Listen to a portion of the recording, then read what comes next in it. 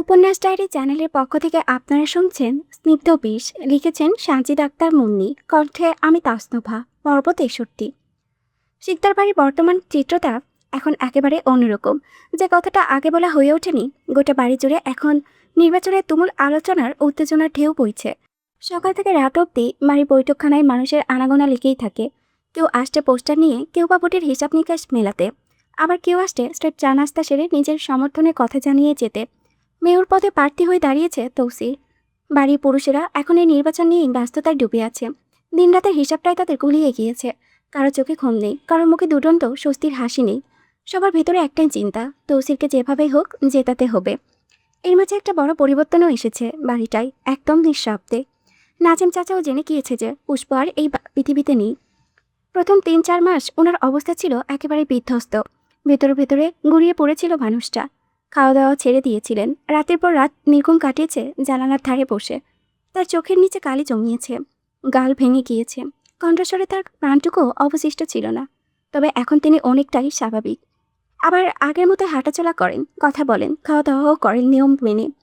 কারণটা সহজ নয়, বরং বেশ কৌশলে করে তোলা এক মিথ্যের জাল। পুষ্প যে গাদ্দার ছিল, এই বিশ্বাসটা ওনার মনের গভীরে ধীরে ধীরে গেঁথে দেওয়া হয়েছে। বিবেচান অত্যন্ত ছলে বলে কৌশলে ওনার চোখে পুষ্পকে পুরোদস্তর ভিলেন বানিয়ে দিয়েছেন।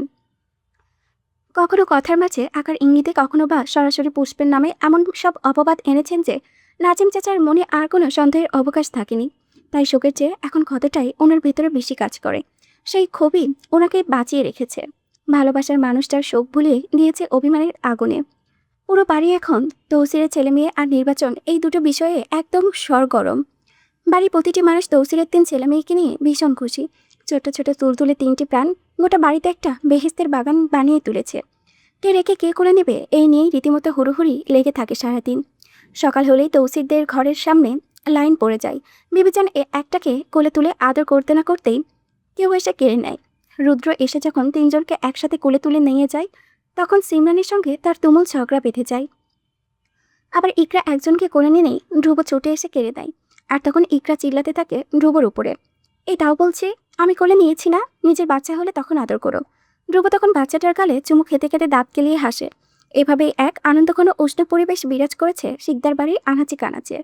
হাসি, খুনসুটি, ঝগড়া আর ভালোবাসার এক নামহীন মিশেলে দিনগুলো কেটে যাচ্ছে তাদের স্রোতের মতো। সময় এখন রাত 8টা। কারেন্ট নেই কয়েক ঘন্টা ধরে। চারিদিকে ভ্যাবসা গরমের গিজগিজানি। জানালা দিয়ে এক ফোঁটা বাতাসও আসছে না। হয়তো প্রকৃতিটা পর্যন্ত নিঃশব্দেও বন্ধ করে বসে আছে। ধ্রুব এতক্ষণে পুকুর ঘাটের আড্ডায় বসে ফোনে গেমস খেলছিল মন দিয়ে। হঠাৎ ঠান্ডা আর গেমের নেশা মিলে সময়টা মন্দ কাটছিল না। কিন্তু কারেন্ট না থাকায় নেটওয়ার্কের অবস্থা নাজুক, ডাটাও শেষের পথে। গেমের 12টা বেজে গিয়েছে অনেকক্ষণ। বিরক্তি হয়ে ফোন পকেটে গুজে দুবাদুক পা ফেলে ঘরে ফিরে আসে সে। দরজা ঠেলে ভেতরে ঢুকতেই ইকরাকে হাঁক ছেড়ে ডাকে। ইকরা বিছানায় এলিয়ে শুয়েছিল। সারাদিনের ক্লান্তি আর গরমে ওর শরীরটা ভেঙে পড়েছে। চোখ বুঝে একটু বিশ্রাম নিচ্ছিল। এমন সময় ধ্রুব চিৎকার শুনে ধরপড় করে উঠে বসে সে। ধ্রুবকে দেখে কপাল কুঁচকে কিছুটা বিরক্তি নিয়ে বলে, কি হয়েছে, এই গরমে এমন শাড়ির মতো চিল্লাচ্ছ কেন? ধ্রুব নিচে ফোনটা চোখের সামনে তুলে ধরে একদম নির্লিপ্ত ভঙ্গিতে বলে, হটস্পট দিবি? ইকরা বিরক্তি মুখে বিছানা থেকে নেমে এগিয়ে আসে। বালিশের পাশ থেকে নিচের ফোনটা তুলে স্ক্যানারটা ধ্রুবর দিকে বাড়িয়ে দিয়ে বলে, নাও স্ক্যান করে নাও। ধ্রুব ইকরার হাতে নিচে ফোনটা ধরিয়ে দিয়ে আবদারের গলায় বলে, তুই পাসওয়ার্ডটা মেরে দে, স্ক্যান হবে না। ইকরা একটা দীর্ঘশ্বাস ছেড়ে আর কথা না বাড়িয়ে ধ্রুবর হাত থেকে ফোনটা নিয়ে পাসওয়ার্ড টাইপ করতে থাকে মনোযোগ দিয়ে। আর ঠিক এই সুযোগটাই কাজে লাগায় ধ্রুব, যেন এতক্ষণে এই মুহূর্তটার অপেক্ষাতেই ছিল সে। ইকরা একদম কাজ ঘেঁষে দাঁড়িয়ে আলতো করে ওর পরনের জার্সি কাটটা একটু নামিয়ে দেয়। তারপর ওর উন্মুক্ত গলায় ধীরে ধীরে গভীর একটা চুমু এঁকে দেয়। এসব এখন ওদের মাঝে বেশ স্বাভাবিক ঘটনা, প্রায় প্রতিদিনের রুটিনের মতোই। তাই ইকরাও খুব একটা বাধা দেয় না সাধারণত। তবে এমনিতেই গরমে দম বেরিয়ে যাচ্ছে, সারা শরীরে ঘামে চিটচিটে হয়ে আছে। তার উপরে ধ্রুব এমন আচমকা রোমান্স। ইকরা বিরক্ত হয়ে ধ্রুবর ফোন ওর হাতে ধরিয়ে দিয়ে আলতো ধাক্কা মেরে বলে, শরত, এমনিতেই গরম লাগছে, এর উপরে তোমার এই ঢং। একটা ধাক্কা দিয়ে সরিয়ে দেওয়ায় ধ্রুব দুপা পিছিয়ে গিয়ে বুকে 2 হাত রেখে ফাঁসজামি করে গলা ছেড়ে গিয়ে ওঠে, অললো না, তুমি আমার মনটা বোঝো না। ধ্রুবর মুখে এবার আজগবি গান শুনে ইকরা দাঁত চেপে রাগে চোখে তাকাই। হাত কোমরে রেখে জাজিয়ে ওঠে, এই তোমার টাকা কবে খাইছি আমি, যে এইসব আজে বাজে গান খাচ্ছ? ফিক্সিলুট দিছো জীবনে একবারও? আইসক্রিম খাওয়াইছো? তাহলে এই গান কোন আক্কেলে গাচ্ছ শুনি? ধ্রুব এবার ফোনটা বিছানায় শুরু মেরে অবহেলায় তার মুখ থেকে ফাজলামের ছাপটা ধীরে ধীরে মুছে যায়। ইকরার দিকে ধীর পায়ে এগিয়ে এসে গম্ভীর অথচ আবেদনময়ী স্বরে বলে, চল না ইকরা, আমরা একটা বেবি নিয়ে নিই। তৌসির ভাই বাপ হয়ে গিয়েছে, আমিও হব। ভাবতে পারিস কত মিষ্টি হবে আমাদের বাচ্চাটা। ইকরার কথাটা শুনে চমকে ওঠে, অন্যদিকে মুখ ঘুরিয়ে নেয় সঙ্গে সঙ্গে। কিছুটা ইতস্তস্ত করে গলার স্বরটা একটু নামিয়ে বলে, আমি পারবো না, এখন মা হওয়ার কোনো ইচ্ছে নেই আমার। আমার এখনো কত কিছু করার বাকি, কত কিছু দেখার বাকি। ধ্রুব কথা না বাড়িয়ে চুপচাপ পেছন থেকে ইকরার কোমর পেঁচিয়ে ধরে দুই হাতে নিজের চিবুকটা আলতো করে রেখে ইকরার কাঁধের ওপরে ওর উষ্ণ স্পর্শ। ইকরা একটা দীর্ঘশ্বাস ছেড়ে নরম গলায় বলে, আমি আর 1-6 মাস পর পর পারবো, তখন আর কোনো অজুহাত দেব না, কথা দিচ্ছি। কথাটা শুনে ধ্রুবর মুখে মুচকি হাসি ফুটে ওঠে, চোখ দুটো চিকচিক করে ওঠে আনন্দে তার। সে আর দেরি না করে ইকরাকে নিজের দিকে ঘুরিয়ে নিয়ে ওর ঠোঁটে নিচে ঠোঁট ডুবিয়ে দেয়। ইকরা এবার আর মানা করে না, ধীরে ধীরে গা ছেড়ে দেয় ধ্রুবর আলিঙ্গনে। ধ্রুব এত এতে উন্মাদ হয়ে ওঠে, ইকরা ঠোঁট গলার ঘাড়ে একের পর একটা চুমু এগিয়ে যেতেই থাকে পাগলের মতো। মনে হয় কতদিন পর সে তার প্রিয় কিছু একটা ফিরে পেয়েছে, আর হারাতে চায় না কিছুতেই। গরম অস্বস্তি বাইরের পৃথিবীর সব ভুলে সে একটা অন্য জগতে হারিয়ে যায়। এক পর্যায়ে ধ্রুবর নিজের সীমা ছাড়িয়ে যায়, আবেগের তোপে ইকরার পরনের জার্সিটা খুলে নিতে উদ্যত হয়। ঠিক তখনই ইকরা ওকে শক্ত করে বেঁধে দেয়। ধ্রুব বুকে আলতো করে হাত রেখে শান্ত করার চেষ্টা করে আস্তে গলায় বলে, আমার পিরিয়ড চলছে এখন দাম। মুহূর্তে ধ্রুবর সমস্ত রোমান্টিক মুড হাওয়া হয়ে যায়। তার মানে তার মনে হয় কেউ ঠান্ডা পানির বালতি ঢেলে দিয়েছে মাথায়। বিরক্তি হয়ে কপাল কুঁচকে সে বলে, তোমার এই বাল কবে শেষ হবে? গত পরশুও না করলি, আজও না? এটা তো প্রতিবার চলতেই থাকে। ইকরা মুচকি হেসে নিজের পরনে জার্সি ঠিক করতে করতে শান্ত গলায় বলে, আগামীকাল শেষ হবে, তখন যা ইচ্ছে করো, কোনো বাধা দেব না। এখন ছাড়ো তো, প্রচণ্ড গরম লাগছে। দম বন্ধ হয়ে আসছে একদম। রাত এখন ঠিক 3টে। পৃথিবী ঘুমিয়ে আছে গভীর নিস্তব্ধতায়। জানালার বাহিরে দূরে কোথাও একটা কুকুরের ডেকে উঠে থেমে যাচ্ছে। বাতাসে শীতল একটা ছোঁয়া, ঘরের পর্দাগুলো অল্প অল্প কাঁপছে। ঘরের ভিতরে চলছে শুধু একটা মৃদু নাইট ল্যাম্প, হলদু ভাব আলো ছড়িয়ে দিয়েছে চারিপাশে, ঘরটাকে একটা আলোকিত স্বপ্নের মতো করে তুলেছে। কিন্তু এই স্বপ্নের ঠিক মাঝখানে তৌসিরের চোখে ঘুম নেই। সে মাটিতে বসে আছে, হাঁটু দুটো বুকের সামনে কুটিয়ে, পিঠ ঠেকিয়ে, মাথাটা বিছানায় নরম চাদরে ঠেকিয়ে বিছানার কিনারে কান চেপে রেখেছে সে। মনে হচ্ছে 3-3টে ছোট্ট প্রাণের নিঃশ্বাসের শব্দটুকু শোনার লোভেই বেঁচে আছে। হাসপাতাল থেকে ফেরার পর আজ 7 দিন পেরিয়ে গিয়েছে, সব মিলিয়ে 10 দিন। 10টা দিন, অথচ তৌসিরের কাছে মনে হচ্ছে 10টা চোখ। প্রতিটা মুহূর্ত এক একটা বছরের ভার নিয়েই কেটেছে। চোখের নিচে কালি জমাচ্ছে, গাল ভেঙে গিয়েছে, দাড়ি পেয়ে এলোমেলো হয়ে আছে, শরীরটা ক্লান্তর ভারে নুয়ে পড়েছে। অথচ তার ঘুম আসে না। ঘুম তো দূরের কথা, চোখ বুঝলে বুকটা মোচড় দিয়ে ওঠে। বিছানার অন্য পাশে নাচা ঘুমিয়ে আছে, ক্লান্তিতে গভীর ঘুমে তলিয়ে আছে। তার এলোমেলো চুলগুলো বালিশের উপরে ছড়িয়ে আছে লালচে কালো রেশমের মতো।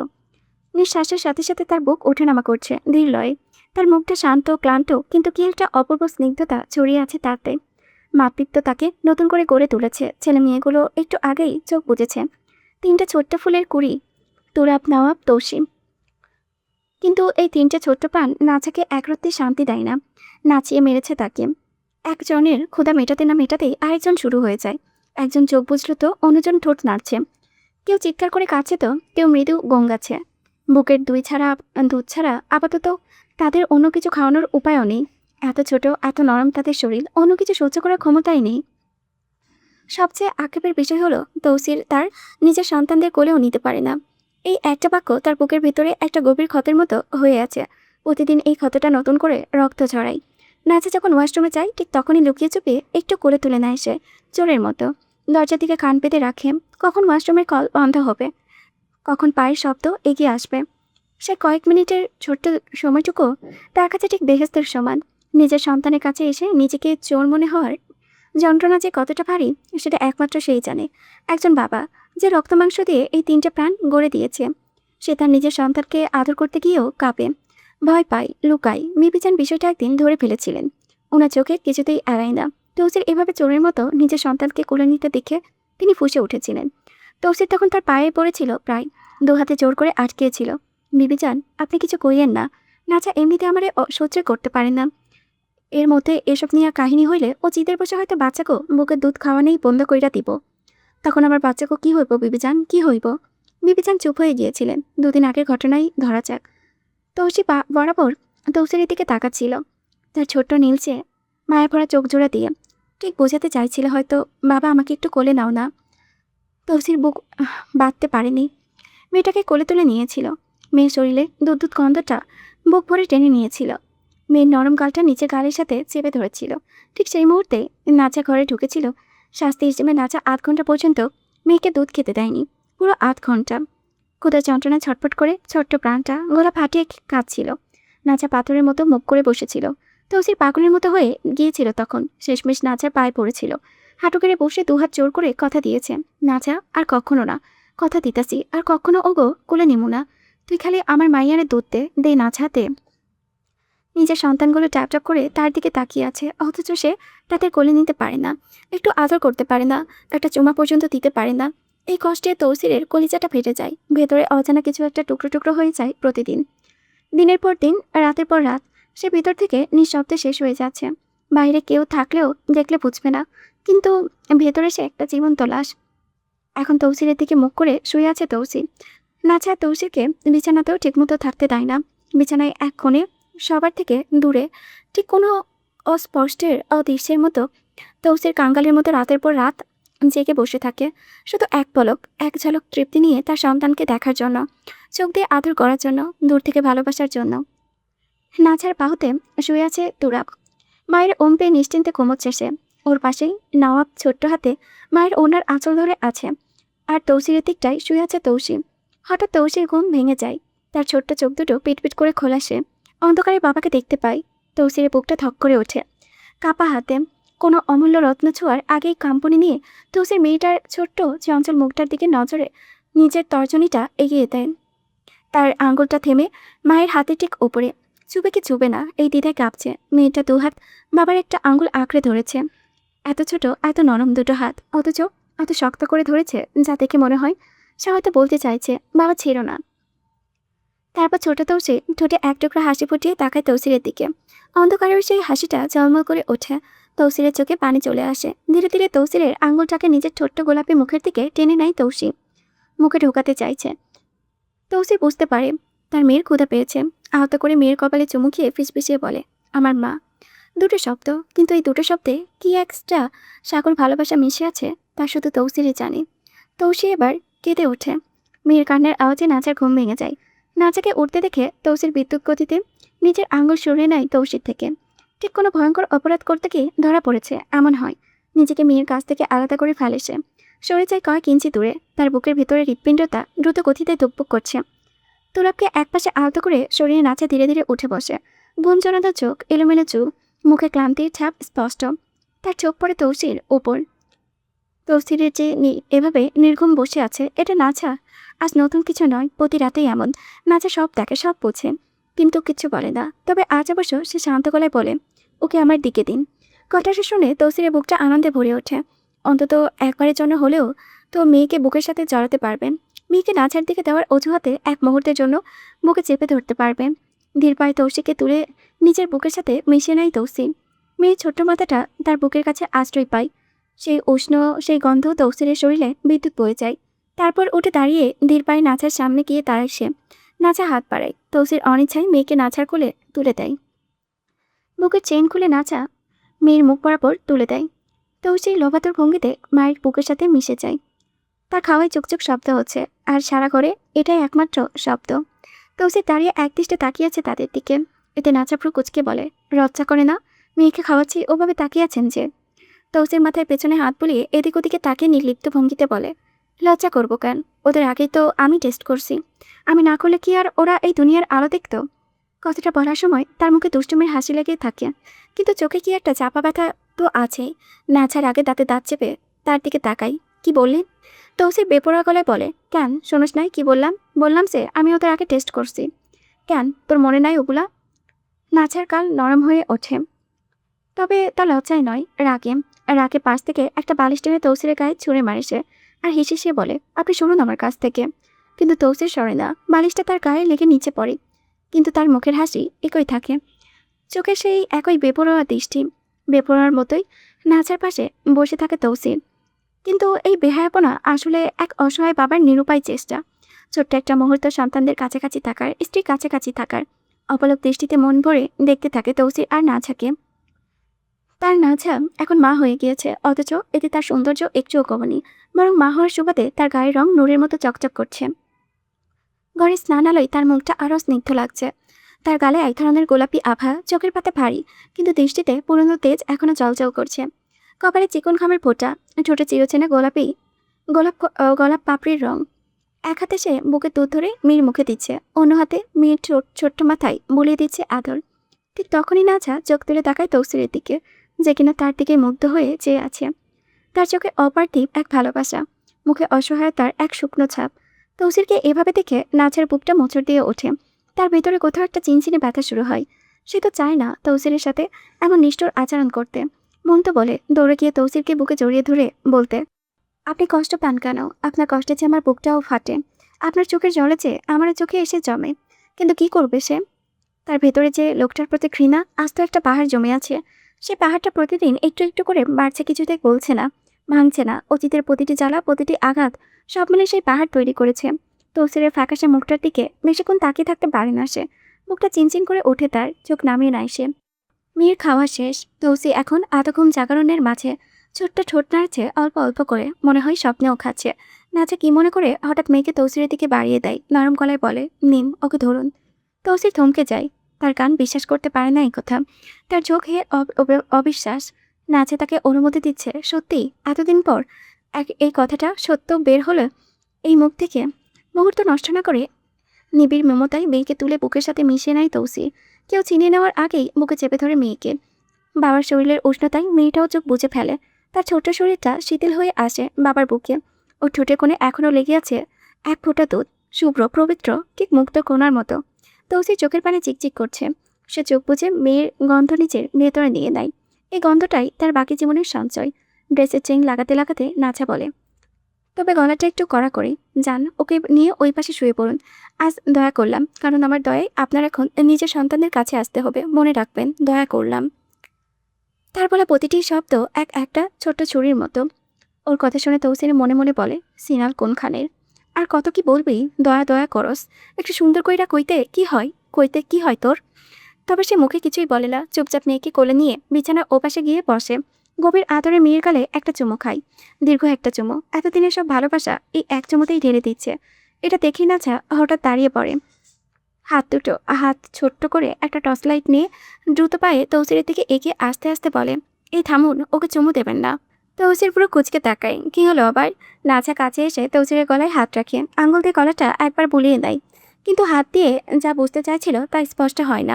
তখন আরও কাছে এগিয়ে আসে, তৌসিরের থুতনি ধরে নিচের গলাটা তৌসিরের গলার সাথে আলতো করে ঘষে দেয়। মুহূর্তটা থমকে যায়, দুজনের নিঃশ্বাস মিশে যায়। তৌসিরের শ্বাস ভারী হয়ে আসে। নাচা এত কাছে এসে তৌসিরের শরীরে আগুন ধরে যায়। তারপর নাচা সরে গিয়ে বলে, আপনার গাল আপনি ক্লিন শেভ করেননি। আমার গালেই তো ব্যথা লাগছে, ওকে চুমু দিলে ওর ব্যথা লাগবে না? তৌসির এবার তৌসির গালে আলতো করে চুমু খেয়ে শান্ত গলায় বলে, না লাগে না, লাগলে তো কাঁদতো। কিন্তু নাচা শোনে না। টর্চ লাইট অন করে তৌসিরের দিকে ঝুঁকে এসে তৌসির গালে পরীক্ষা করে। আলোর নিচে মেয়ের নরম গোলাপি গালটা ভালো করে দেখে, আঙুল দিয়ে আলতো করে ছুঁয়ে দেখে। না, দাড়ির কোনো আঘাতে মেয়ের নরম ত্বকে লাগেনি। গালটা ঠিক আগের মতোই মসৃণ আছে। ঠিক সেই মুহূর্তে তৌসির হঠাৎ নাচার গালে শক্ত করে নিজের ঠোঁট বসিয়ে দেয়। নাচা চমকে ওঠে, চোখ বড় বড় হয়ে যায়, সারা শরীর কেঁপে ওঠে। কি হলো এটা, এত আসমিক? তারপর তৌসির বলে, আমি এমনি এত জোরে দেই নাই। কতটা বলে আবারও আলতো করে পলকের মতো হালকা প্রজাপতির স্পর্শের মতো নাচার গালে আবার নিচে ঠোঁট ছুঁয়ে ফিসফিসিয়ে বলে, এমনি দিছি। নাচার গালে আগুন ছোটে, লজ্জায়, রাগে কিংবা অন্য কোনো নাম না জানা অনুভূতিতে।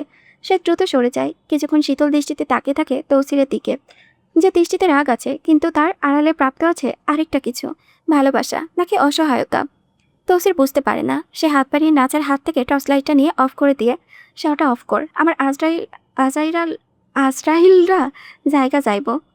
এই শুনে নাচা আর কোনো জবাব দেয় না, চুপচাপ গিয়ে নিজের জায়গায় গা এলিয়ে দেয়। ঘুরে শোয় তৌসিরের দিক থেকে মুখ ফিরিয়ে, কিন্তু চোখ বুঝেও তার বুকের ধুকপুকানি কমে না। তৌসির তার ছোট্ট প্রাণ তৌসিকে বুকে জড়িয়ে ধীরে ধীরে বারিশে মাথা রাখে। মেয়ের নিঃশ্বাসের তালে তালে তার বুকটা ওঠানামা করে। আজ এতদিন পর সে এক টুকরো শান্তির স্বাদ পেয়েছে। নাচা সবেমাত্র চোখটা লাগবে, ঠিক তখনই খাওয়ার জন্য জেগে ওঠে তুরাব। এতে নাচা একটা দীর্ঘশ্বাস ফেলে, যা তার ভেতরে থাকা একটা ক্লান্ত শ্বাস। তারপরে আস্তে আস্তে উঠে বসে, চোখ ডলে নেয়, মাথাটা ঘুরছে ক্লান্তিতে তার, কিন্তু উপায় নেই। তুরাবকে বুকে জড়িয়ে দুধ দেয়। ছেলেটা মায়ের বুকের সাথে মিশে যায়। এতক্ষণ এই অপেক্ষাতেই ছিল সে। নাছা নিজেকে নিজেই বোঝায় তার আর ঘুমের সময় নেই, সে এখন মা হয়ে গিয়েছে। মায়েদের নিজের সুখ ভেবেই ত্যাগ করতে হয়। তার নিজের ঘুম, নিজের আরাম, নিজের সময়, সব কিছুই এখন তার এই 3টে ছোট্ট প্রাণীর জন্য। মায়ের ঘুম মানে সন্তানের কান্না, মায়ের আরাম মানে সন্তানের অস্বস্তি। সারা রাত ধরে এক একজনের পর্যায়ক্রমে খায়। নাচার কলিজা ছিঁড়ে যাচ্ছে ক্লান্তিতে, হাত পা অসাড় হয়ে আসছে, তার মাথা ভারী লাগছে। তবুও সে হাসি মুখে সন্তানের মুখের দিকে তাকিয়ে থাকে, কারণ এই মুখগুলো তো তার জীবনের রক্ত, তার নিজের শরীরের অংশ। নির্বায় খাট থেকে নেমে আসে, হাঁটতে গিয়েও টালমাটাল হয়ে পড়ে। খাটের পাশে রাখা একটা কেকে কামড় দেয়, বিষাদ লাগে কিন্তু খেতে হবে। গ্লাস থেকে কিছুটা পানি খায় শক্তি পাওয়ার জন্য, গলা শুকিয়ে আছে তার, তাই পানিটা অমৃতের মতো লাগে। তোরা মায়ের কোলে নড়ে চড়ে কেঁদে ওঠে। নাচা তাকে নিয়ে একটু সরে আসে যাতে তৌসিরের ঘুমটা না ভাঙে। তৌসির ঘুমিয়েছে, ক্লান্তিতে কাত হয়ে শুয়ে আছে। তৌসি তার বুকের ওপরে। বাবা মেয়ে একই ছন্দে নিঃশ্বাস ফেলেছে। বেচারা তৌসির সারা রাত জেগেছিল, সকালেও ঠিকমতো ঘুমাতে পারে না। নাচা এক দৃষ্টি দেখে তৌসিরের ক্লান্ত মুখটা, গাল ভেঙে গেছে, চোখের নিচে কালো দাগ, দাড়ি বড় হয়ে আছে অযত্নে। মনে মনে বলে ওরা অন্তত একটু ঘুমাক। এ বলে ঘরে অন্যদিকে গিয়ে ধীরে ধীরে জিকির পড়ে তুরাবকে শান্ত করেছে। নাচা মৃদু সুরে জিকির পড়তেই ছেলেটা মায়ের কণ্ঠে শান্ত হয়ে আসে, চোখ বুজে আসে। তুরাবকে বিছানায় শোয়াতেই এবার উঠে পড়ে নওয়াব।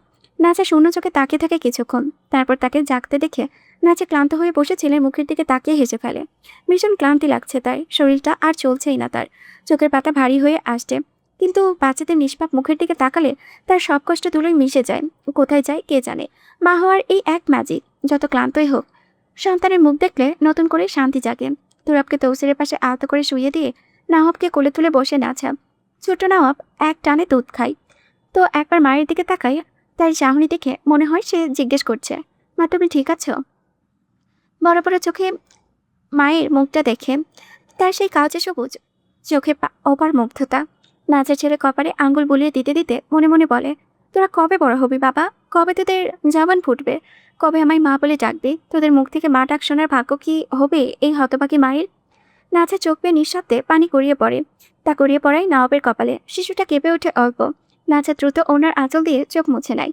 তার ভেতরটা মোচড়াতে শুরু করে। তার মনে হতে থাকে হয়তো তার জীবনে কখনো সুখের দিন আসবে না, হয়তো এই সংসার, এই মা ডাক কিছু তার ভাগ্যে নেই, হয়তো সে এক চিরন্তর কষ্টের নাম। সে যে কি নিদারুণ কষ্টের মধ্যে আছে তা একমাত্র সেই জানে। দুটো বাক্য তার বুকের ভেতরে প্রতিদিন আগুনের মতো জ্বলে। তাকে ভালোবাসে, তাকে ঘৃণা করতে হচ্ছে প্রতিনিয়ত। যাকে ঘৃণা করে তার মুখটাই প্রতিদিন দেখতে হচ্ছে। এই দুটো বাক্যই তার পুরো জীবনের গল্প, এই দুটো বাক্যই তার সব যন্ত্রণা। কাকে বলবে, কে বুঝবে? এই পৃথিবীতে এমন কেউ নেই যে তার বুকের ভেতরের ঝড়টা দেখতে পায়। নওয়াব মায়ের কোলে ঘুমিয়ে পড়ে। তার ছোট্ট মুখটা শান্ত হয়ে গিয়েছে, তার ঠোঁটে এক ফোঁটা দুধ লেগে আছে। নাচা তাকে অনেকক্ষণ ধরে দেখে। এই দৃশ্যটার তার সব দুঃখের ওষুধ। তারপর তাকে বিছানায় আস্তে করে শুয়ে দেয়, পাশে কোলবালিশ দিয়ে দেয় যেন গড়িয়ে না পড়ে। এবার নাচা ধীরে ধীরে উঠে দাঁড়ায়। শরীরটা ধরে রাখতে কষ্ট হয়, তবুও ধীর পায়ে ওয়াশরুমের দিকে এগিয়ে গিয়ে গোসল করে নেয়, কারণ দুধের গন্ধে সে নিজের কাছেই নিজে থাকতে পারছে না। সারা শরীরে ছড়িয়ে পড়েছে সেই গাঢ় গন্ধ। কাপড়ে দাগ লেগেছে, চুলে লেগেছে, বুকে, পেটে, হাতে, সর্বত্র দুধ আর দুধ। তার দুধ মাশাল্লাহ অনেক বেশি আল্লাহ দিয়েছেন, নিজেকে অপরিচ্ছন্ন লাগছে। আর এই অবস্থায় ঘুমালে আরও অস্বস্তি বাড়বে, তাই গোসল করে নেয়। ঠান্ডা পানিতে গোসল করার সময় সারা শরীর শিউরে ওঠে, কিন্তু সেই শীতলতাই তাকে কিছুক্ষণের জন্য বাঁচায়। জল গড়িয়ে চোখে পড়ে থাকে, কে জানে ওটা জল নাকি অশ্রু। গোসল শেষে শুকনো কাপড় পরে বেরিয়ে আসে, চুল মুছে নেয় তোয়ালিতে, মুছে নওয়াবের পাশে কাত হয়ে শুই। দুটো ছেলে এক পাশে, তৌসির অন্য পাশে তৌসিকে বুকে নিয়ে। নাচা জানে তার ঘুম হবে না, একটু চোখ লাগলেই হয়তো কেউ না কেউ আবার জেগে উঠবে। মায়ের ঘুম তো এমনই, অর্ধেক ঘুম অর্ধেক জাগরণ। একসময় এক কান সবসময় খোলাই রাখতে হয়। সবার পরনে ডাইপার পরানো আছে, তাই সেদিক থেকে কিছুটা নিস্তার। বিদেশি ডাইপার নরম, শোষণক্ষম, বাচ্চাদের ত্বকে কোনো অস্বস্তি দেয় না। তালুকদার বাড়ি থেকে বাচ্চাদের প্রয়োজনীয় সব জিনিস বিদেশ থেকে পাঠানো হয়েছে। প্রতিটি জিনিস বাছাই করা, সেরা ব্র্যান্ড, সেরা মান। নাচার 8 মাস বয়স থেকেই, হ্যাঁ, তার গর্ভে যখন সন্তান এসেছিল তার 8 মাস বয়স থাকে। তার ফুপু অস্ট্রেলিয়া থাকে, চাচারা ইংল্যান্ড, আমেরিকা থাকে। লাগেজে পরে জিনিসপত্র পাঠাতে শুরু করেছিলেন। বাচ্চাদের কাপড়, দুধের বোতল, ক্রিম, পাউডার, ডাইপার, কম্বল, ছোট ছোট জুতা, টুপি, মোজা, কি নেই সেই লাগেজে। হাসপাতাল থেকে বাড়ি ফেরার পর সবাই যখন নাজা আর বাচ্চাদের দেখতে এসেছিলেন, তখন 8 লাগেজ জিনিস নিয়ে এসেছিলেন তারা। 8 লাগেজ গর্ভবতী হয়ে গিয়েছিল।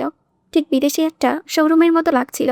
তৌসির প্রথম দিকে এসব কিছুতেই রাখতে চায় না। জাতির জন্য আজ এত কিছু, সেই তালুকদারের জিনিস কোনো তার বাচ্চাদের গায়ে পরাবে না। ওই খানকির পোলাকও কিছু আমার বাচ্চাদের গায়ে লাগাবো না আমি, সে ডিরেক্ট বলেছিল। তখন নাচেও কঠোর গলায় বলেছিল, এত যদি বাচ্চা বাচ্চা করেন তাহলে আমি চলে যাচ্ছি, ওদের আপনি নিজেই সামলান, আমার পরিবারে কিছু পাবেন না। তাহলে তো এই বাড়িতে আমার থাকা বা না থাকা সমান। আপনি হাঙ্গা করে অন্য কোনো মানুষ নতুন মা নিয়ে আসুন ওদের জন্য। নাচার কথা শুনে তৌসিরের মুখটা পাংশুটে হয়ে গিয়েছিল। নতুন মা শব্দটা তার বুকে ছুরি বসিয়ে দিয়েছিল। অন্য কোনো নারী তার বাচ্চাদের মা, একথা ভাবতেই তার গা ঘিনঘিন করে। এই কঠিন কথার পর তৌসির আর কোনো কথাই বাড়ায়নি, চুপ করে হয়ে গিয়েছিল, মাথা নুইয়ে নিয়েছিল। তবে সে নিজেও তার ছেলে মেয়েদের জন্য 10,000 টাকার কাপড় কিনে এনেছে। জীবনে এই প্রথম সে নিজের জন্য বা নিজের পরিবারের জন্য এত টাকা একসাথে খরচ করেছে। তৌসিরের মতো হিসাবি মানুষের জন্য 10,000 টাকা মানে অনেক টাকা। অনেক রাত্রি জাগরণ, অনেক শ্রম, অনেক ঘাম। দোকানে গিয়ে সে অনেকক্ষণ ধরে কাপড় বাছাই করেছিল, ছোট ছোট জামা, রঙিন প্যান্ট, নরম জুতা। দোকানদার অবাক হয়ে দেখছিল, এত মনোযোগ দিয়ে একজন বাবা কাপড় বাছাই করছে। প্রতিটা কাপড়ের কোয়ালিটি ছুঁয়ে দেখছিল, নরম কিনা, খসখসে কিনা, সব পরীক্ষা করছিল। আর নাচা রাগ দেখালেও প্রায় সময়ই বাচ্চাদের গায়ে তৌসিরের আনা কাপড়গুলোই পরায়। বিদেশি লাগেজ ভর্তি জিনিস থাকা সত্ত্বেও সে বেছে বেছে তৌসিরের আনা কাপড়টাই বের করে, কারণ শতঘৃণার মাঝেও একদিক দিয়ে সে তৌসিরকে খুশিও রাখতে চায়। এ কথা সে নিজেই কাছে স্বীকার করে না, মুখে বলেন, আমি তো শুধু কাপড় পরাচ্ছি, এটা কিছুই না। কিন্তু তার মন জানে, মন কেন প্রতিদিন সে কাপড় পরাই বেছে নেয়, কেন বাচ্চাদের গায়ে সেই কাপড়টাই বেশি মানায় বলে তার মনে হয়। ভালোবাসা আর ঘৃণা, এই দুই বিপরীতমুখী স্রোতের মাঝখানে দাঁড়িয়ে নাচা প্রতিনিয়ত একটু একটু করে ভেঙে যাচ্ছে। দুদিকে দুই স্রোত তাকে টানছে, একদিকে রক্ত মিশে থাকা ঘৃণা, অন্যদিকে অজান্তে জন্মে যাওয়া মায়া। কোন দিকে যাবে সে? আর তৌসির, সেটা ভেঙে যাচ্ছে নীরবে, প্রতিটা নিঃশ্বাসে, প্রতিটা মুহূর্ত, প্রতিটা চাহনিতে। তার ভাঙনের কোনো শব্দ নেই, শুধু গভীর রাতে যখন সবাই ঘুমিয়ে যায় তখন একটা চাপা দীর্ঘশ্বাস ঘরের ছাদ ছুঁয়ে যায়। রাত 3টে থেকে 4টে হয়ে আসেন। ঘরের নাইট ল্যাম্পটা মৃদু আলোয় ছড়িয়ে যাচ্ছে। বিছানায় একপাশে তৌসিকে বুকে নিয়ে ঘুমিয়ে আছে, অন্য পাশে নাচা, দুই ছেলেকে দুপাশে রেখে আদৌ ঘুমে। বাহিরে আজান হবে কিছুক্ষণ পরেই, তারপর নতুন একটা দিন শুরু হবে। কিন্তু এই ঘরের ভিতরে, দুটো মানুষের ভিতরে যুদ্ধটা থামবে না। প্রতিদিন নতুন করে শুরু হবে ভালোবাসা যুদ্ধ, ঘৃণার যুদ্ধ, অভিমানের যুদ্ধ, সন্তানদের জন্য আত্মত্যাগের যুদ্ধ। আর এই যুদ্ধে কেউ জিতবে না, কেউ হারবেও না, দুজনে শুধু একটু একটু করে নিঃশ্বাস হবে, ভালোবাসার নামে, ঘৃণার নামে। বেশ কিছু মাস ধরে ওয়াসিম আর তৃষ্ণার সম্পর্কের জল অন্য খাতে খাতে বইতে শুরু করেছে। যে দৃষ্টিতে একদিন শুধু উপেক্ষার বরফ জমতে থাকতো, ওয়াসিমের সেই একই চোখে আজকাল মায়ের একটা অচেনা উষ্ণতা ঝলক দেয়। সে এখন তৃষ্ণার সঙ্গে কথা বলে কোমল স্বরে, খেয়াল রাখে তার ছোট ছোট অভ্যাসের, পছন্দ অপছন্দের। ওয়াসিমের এই আসমিক বদল তৃষ্ণাকে শুরুতে দিশাহারা করে তুলেছিল। তার মনে হয় হয়তো কোনো আলোচনা অচেনা মানুষ হঠাৎ পরিচিত মুখ নিয়ে তার সামনে এসে দাঁড়িয়েছে। কিন্তু সময় স্রোতে সে নিজেকে মানিয়ে নিয়েছে ধীরে ধীরে। নতুন এই ওয়াসিমকে এখন তৃষ্ণা চেনে, জানে, আর কোথাও বোধহয় একটু একটু করে ভালোবাসতে শুরু করেছে তাকে। আজ দুপুরে রোদে ঝিম মেরে বসে আছে উঠোনে, চারিদিকে একটা অলস নীরবতা, শুধু দূরে কোথাও একটা কাক থেকে উঠেছে থেকে থেকে। তৃষ্ণা নিজেদের রুমের বারান্দায় রেলিং ঘেঁষে বসে রোদের শুকনো কাপড়গুলো একে একে ভাঁজ করে যাচ্ছে। তার ওড়নার আঁচলটা হাওয়ায় ফরফর করে উঠছে, কপালে এসে পড়ছে এক গোছা এলোমেলো চুল। হঠাৎ উঠোনে একটা গাড়ি চাকার আওয়াজ পায় সে, ব্রেক কষার তীব্র শব্দ।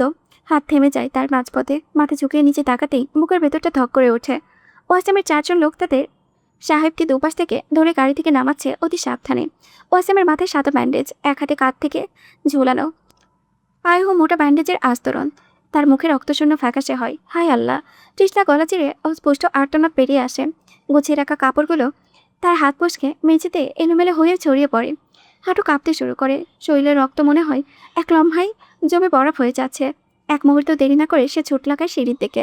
হাসপাতালে থাকায় কথা ছিল ওয়াসিমের, কিন্তু তার একই জেদের কাছে হার মেনেছে ডাক্তার, হার মেনেছে তার নিজের লোকজনও। তাই নিয়ে এসেছে তাকে বাড়িতে। তার এক কথা, সে বাড়ি আসবে। কালকে সকালে অ্যাক্সিডেন্ট হয়েছে, ততক্ষণে হাসপাতালেই ছিল। আজকে সেতুজা নেই, পাটোয়ারি সাহেবও বেরিয়েছেন কোনো কাজে। পুরো বাড়িটাই শুধু পরন্ত দুপুরের ছায়া আর একটা থমথমে নিস্তব্ধতা। তৃষ্ণা গিয়ে কাপা হাতে শত দরজাটা খিল খোলে। তার আঙ্গুলগুলো বরফের মতো ঠান্ডা, কপালে চিকচিক করেছে ঘামের বিন্দু। ওয়াসিমের লোকেরা তাদের সাহেবকে অতি সতর্পণে ভেতরের নিয়ে শোয়ার ঘরে বিছানায় বসিয়ে দেয়। বের হওয়ার আগে তাদের একজন তৃষ্ণার দিকে ফিরে বিনতি স্বরে বলে, ভাবি, ভাইয়ের একটু খেয়াল রাখবেন, আমরা তাহলে আসি। ভাবি। শব্দটা তৃষ্ণার কানে এসে একটা মৃদু কম্পন তোলে। মাত্র কয়েকদিন আগেই ওয়াসিম তার লোকদের সামনে তাকে নিজের স্ত্রীকে বলে পরিচয় করিয়েছে। সেই থেকে এই সম্মান, এই সম্মান। লোকগুলো চলে যেতে তৃষ্ণা পা টিপে টিপে ওয়াসিমের কাছে এগিয়ে যায়। তার বুকের ভিতরে হাতুড়ির মতো বাজছে ছন্দস্পন্দন। বিছানায় পাশে নতজানু হয়ে বসে কাপা গলায় সে জিজ্ঞেস করে, আপনার কিছু লাগবে? এমন ভয়ঙ্কর অবস্থা হলো কি করে আপনার? ওয়াসিম কোনো জবাব দেয় না। সঙ্গে সঙ্গে একজোড়া চোখ ক্লান্ত চোখে তুলে তাকিয়ে থাকে তৃষ্ণার ও তীক্ষ্ণ মুখের দিকে। মনে হচ্ছে বহুদিন পর তার কোনো প্রিয় ছবি ফিরে দেখেছে সে। তার এই দৃষ্টিতে আছে ব্যথা, আছে ক্লান্তি, আছে সবার অপার এক প্রশান্তিও। খানিক বাদে ওয়াসিমের শুকনো ঠোঁট নড়ে ওঠে। চুল নিস্তেশ্বরে বলে সে, না কিছু লাগবে না। বলেই কারো সাহায্য ছাড়াই সে নিজে নিজে আছড়া হয়ে বালিশে গেলেন দেয়। তার মুখ চেপে রাখা যন্ত্রণার আভাস স্পষ্ট, তবু একটাও শব্দ বের হতে দেয় না। তৃষ্ণার কথা বাড়ায় না, নিঃশব্দে উঠে নিচে নেমে যায় সে। শত দরজায় খিল ভালো করে এঁটে দিয়ে ঢোকে রান্না করে, লেবু চিপে চিনি গুলে এক গ্লাস ঠান্ডা শরবত বানিয়ে আনে যত্ন করে। ফিরে এসে ওয়াসিমের সামনে এসে দাঁড়ায়, কিন্তু তার হাতের কাঁপুনি এখনো কমেনি। গ্লাসের ভিতরে শরবতও কেঁপে কেঁপে উঠেছে। সেই কাপা হাতেই তৃষ্ণা গ্লাসটা বাড়িয়ে ধরে কোমল স্বরে বলে, শরবতটা খেয়ে নিন। ওয়াসিমের মুখের আবহাওয়া হঠাৎই বদলে যায়। তার কপালে ভাঁজ পড়ে, সে ভ্রু কুচকে যায়। বিরক্তির ঝড় পড়ে গলায়, খাবো না আমি শরবত। তৃষ্ণা দমে যায় না। মৃদু স্বরে সে আবার বলে, তাহলে একটু স্যুপ এনে দিই। কিন্তু আপনার হলোটা কি? এবার ওয়াসিমের গলা চিড়ে যায়। ধমকের সুরে বলে, কিছু হয় নাই আমার, অ্যাক্সিডেন্ট হয়েছে। আর বারবার খাওয়ার কথা জিজ্ঞেস করিস না, আমি কিছু খাবো না, গিয়ে দরজাটা বন্ধ করে আয়। তার ধমকের ছাঁচে তৃষ্ণার মনে মনে শক্ত খুঁটিতে বাধা পড়ে। আমতামতা করে বলে, তো দরজা কেন বন্ধ করব? ওয়াসিমের কণ্ঠ বরফের ছুরির মতো ধারালো গলায় বলে, বেশি প্রশ্ন করিস না, যা বলছি কর, বন্ধ করে আয় গিয়ে। আর সাহস হয় না তৃষ্ণার মুখে কিছু বলার। চুপচাপ সে শরবতের গ্লাসটা খাট পাশে টেবিলে রেখে ধীর পায়ে গিয়ে দরজার ছিটকানিটা টেনে দেয়। দরজা বন্ধ করে তৃষ্ণা ফিরে আসে বিছানার দিকে। তার পা এগোতে চাইছে না, অথচ এগোতেই হচ্ছে তাকে। কাছাকাছি পৌঁছাতে ওয়াসিম কণ্ঠ ভেসে আছে।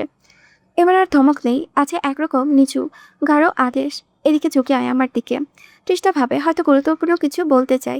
কানে কানে বাধ্য মেয়ের মতো সে একটু সামনে ঝুঁকে আসে। আর ঠিক সেই মুহূর্তে বিদ্যুৎ চমকের মতো ওয়াসিমের আহত নয় যে হাত, সে হাতটা উঠে আসে, শক্ত করে চেপে ধরে তৃষ্ণার থুতনি। কিছু বোঝার সুযোগটুকু সে দেয় না তৃষ্ণাকে। তৃষ্ণার নরম গালে গভীরভাবে নিচে ঠোঁট ছুঁয়ে দেয় ওয়াসিম। এক দীর্ঘ উষ্ণ স্পর্শ। তৃষ্ণার চোখে বিস্ময় গোল হয়ে যায়। তার ভিতরে আটকে আসে গলায়। গাল নরম হয়ে ওঠে নিমিষেই।